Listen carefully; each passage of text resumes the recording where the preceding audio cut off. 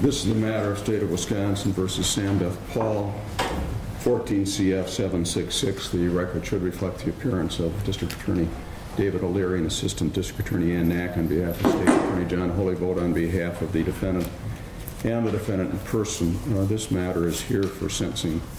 In summary, you hit and killed two young people, which is certainly serious and bad enough in and of itself. But then you fled the scene. And you didn't give any thought to who or what you hit. You fled the scene. And that was a choice you made, a clear choice you made, and to me that aggravates the situation. You didn't have the common decency or compassion to stay at the scene or come back to the scene after you heard about it later in the evening. That would be, I understand panic, but decency and compassion would compel a person to come back or stop, or at least later come back and acknowledge what you did, or at least find out what you did. It fell to your father to turn you in, to take that action 4 days later. And I'm just not convinced that you would have ever turned yourself in, Mr. Pell. Your actions up to that point indicate that. The result, of course, is the death of these two young men that had a lot to offer, that brought a lot of joy to their family and friends, and needless to say, the extreme and never-ending pain that their families and friends are going to experience, and even the pain and angst to your father and your family.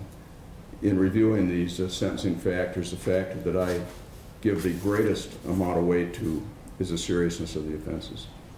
And obviously it's serious with hitting and killing these two young men. But as I've indicated, in my view, the seriousness of these offenses is only enhanced or exacerbated by your fleeing without any apparent concern or for them and your actions that you took after for several days afterwards and after learning of what happened. Now, I am painfully aware that whatever I do here today will never bring back Devin or never bring back Mitch. Painfully aware of that.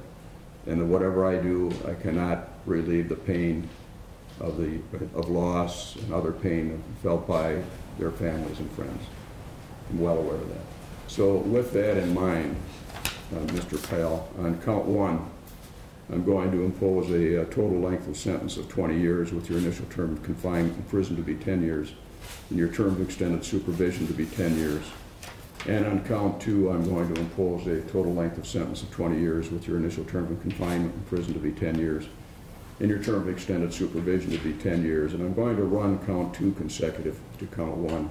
These are two separate individuals, and each of them deserve justice individually.